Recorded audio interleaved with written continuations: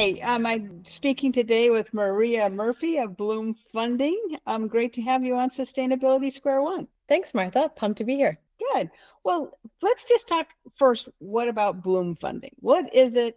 And what we speak to sustainability managers everywhere. What do they need to know about Bloom? Well, Bloom is a small boutique firm based in Atlanta, Canada, and we do a few different things. We help organizations access funding for their innovative research and development, also social innovation through our fundraising for nonprofits.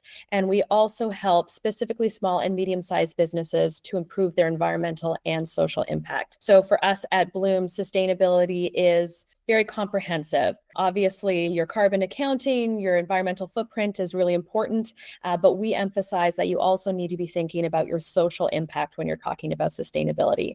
So everything from, sure, your emissions, your digital footprint, but also what are you doing about employee well-being? What are the community partnerships you're forming? How are your operations facilitating that broader, more principled, value-driven alignment? So those are the types of services and projects we like to work on. I got to ask you that question that's not going to be on every U.S. person's mind, which is, ESG is gotten this political knockback, but what we see in the markets is investors really want this data. Right. They find that the environmental data is highly informative of risk exposures, and the S is highly informative of good governance. And then there's G, but S reflects on that.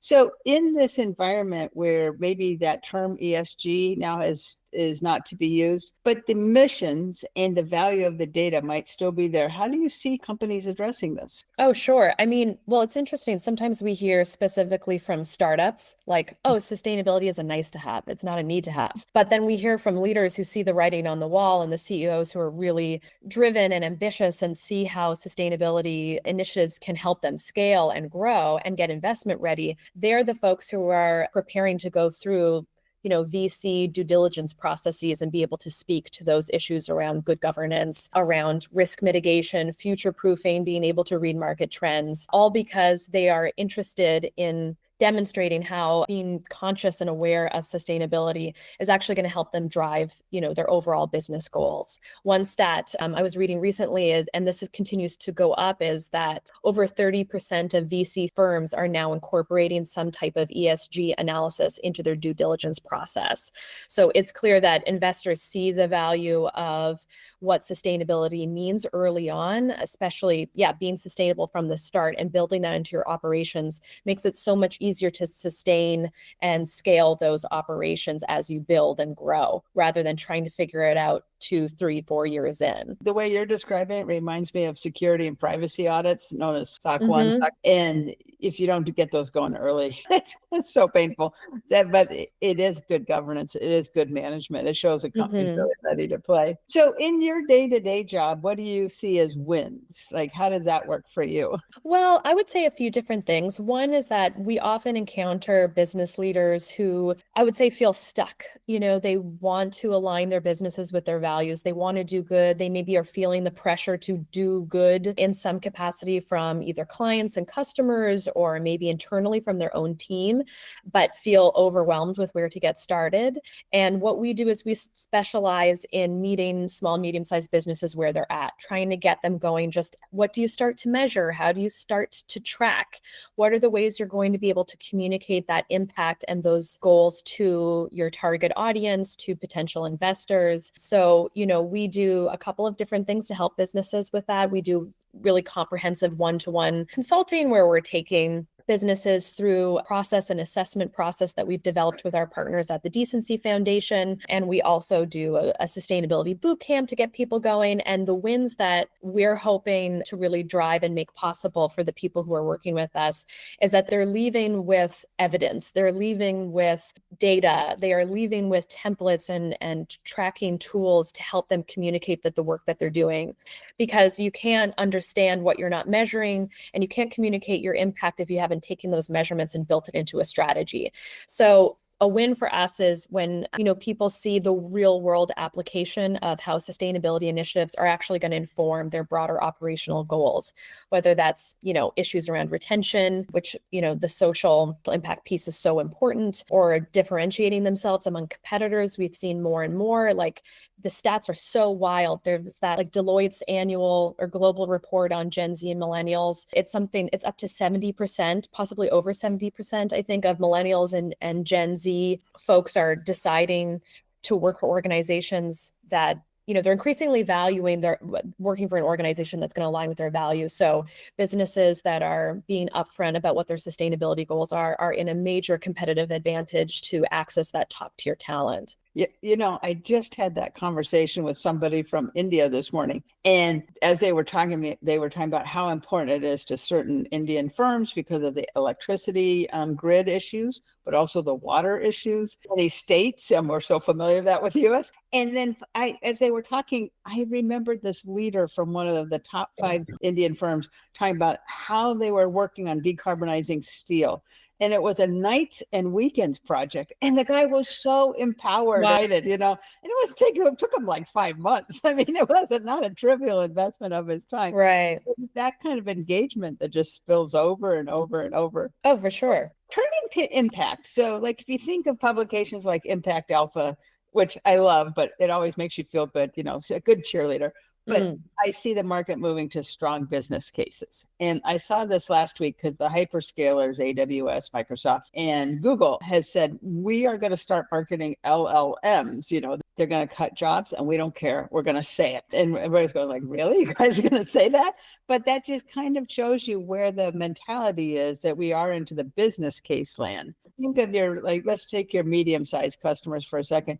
What are the business metrics that they want to put forward to show that differentiation or to enable more value creation? Yeah, I mean, just a small point about, all the investment in LLMs and, just the wild digital footprint that is also accompanying a lot of these tools. And it's interesting to see firms that have been leveraging AI to figure out how to reduce that digital impact, the digital environmental footprint, I mean, in terms of, like, I don't know, how their products are scraping data and how they're determining where they're going for the information to lessen that. It's a very unpopular thing to say about AI, is to talk about, for a digital or remote firm to be thinking, yeah, you really need to be also accounting for the environmental footprint of your AI use.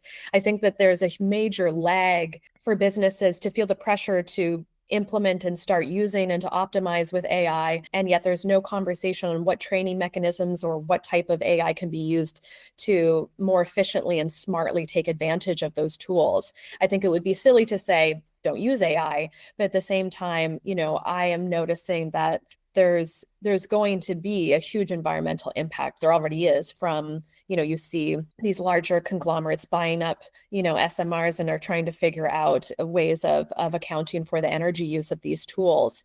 So I'm going to be really interested to see how that all gets negotiated. And I think the pressure will be quick. But just to go to your other point again about the business value of where social and environmental impact need to be considered, I like to say that sustainability is actually a secret weapon for SMEs, because so many operational problems, you're thinking about, right, retention or employee engagement, or, thinking about how to reduce costs in your packaging, or hiccups and nervous inconsistencies in your supply chain. Sustainability initiatives actually take care of a whole range of those types of issues. And so, I absolutely think people want to buy from people. I think that's still a very powerful concept, and that these larger firms that are investing in AI mechanisms and tools and giving up on and their hiring and retention are going to see that lack in the market reaction. There's always pendulum swings as new tools are developed, but I think ultimately, under capitalism and exponential profit, you're going to still need people to buy products and use software and access services. And if those people aren't employed, there is going to be no one I mean, that's sort of a catastrophic, dystopic look, but I have to say, from my academic background, I'm often thinking about those more structural and systemic implications. And I think that, that there will be a cost to that, to put it as long as I could have possibly responded. I agree with you. If 70% of GDP is run by consumers, and then you put consumers out of work, you're just not feeding the system that's feeding right. you. I'm going to send you a link after this podcast. We wrote a paper and released it last week, and we compared our machine learning, which is very task oriented, to the energy and water use of LLMs. And we came out with a GLYNT, because we're so focused, in the way we built our machine learning is very purpose built. It's not a generalist thing. We're less than 5% of the energy and water use for comparable tasks. And wow, that's very exciting. Congratulations. It's cool. Yeah. And it really shines a light on the efficiencies of our machine learning. It shines a light on the value of how we think about things and measure sustainability. And what I learned about it is, boy, if I am an SME and I need to do my data center emissions, I need GLYNT, to be honest. Because we had to dig in 2 layers deep. The cloud providers were not providing us very useful information. Nothing that was of report quality, to be honest. At the same time, to pick up on your thread, I don't have any levers to pull here to make my stuff less energy and water intense. And so we built an ecosystem map to say who needs to pull what lever. And what you see is exactly what's going on in the market, that the data center providers at the hyperscalers, the large folks, need to go out and secure renewable energy, figure out the water problem on our behalf. And maybe the data centers will compete along those attributes going forward. And we'll pay more for the Oregon data center than the Kentucky data center, because the Kentucky one will have more carbon in its energy. Right. That's probably how this market works out, because most of us just need these guys to do their job really well, because we're just little fish, So last question for you. What do you see as the biggest wins in the next year for you personally as you work, in your own career? Because as sustainability leaders, I think a lot of people trying to navigate this new landscape. So for you, as you look ahead, what do you see as the win? Yeah, I mean, I come to my work in sustainability more from a climate justice lens. My background was primarily in gender and sexuality studies, and that was the area of research and teaching that I was doing before I started working as a consultant on sustainability projects. And so for me, I have always, I would say, derive my own wins from finding folks who are similarly purpose-driven. The SME space is a good space to do that because, well, first of all, it's like a huge global majority of businesses in the world, but also folks who have smaller teams are typically more aware, not necessarily typically more invested, but more aware of the social and environmental impact of their small team, of their small business, because it's just often a more intimate community. Folks might just be more aware and more informed about how the work is impacting their internal team and the community in which it's a part. So for me, a win or future wins as we're negotiating changes in the US and no doubt changes in Canada that will be uncertain are headed our way as well. So I would say a win is finding folks who are similarly purpose-driven and are going to still be committed to this work, regardless of whether or not they're being legislated to do so. Yeah. And it's going to be a straight through line. Just persevere. Well, thank you for joining us, and I appreciate your time. Thanks, Martha. It was great to meet you.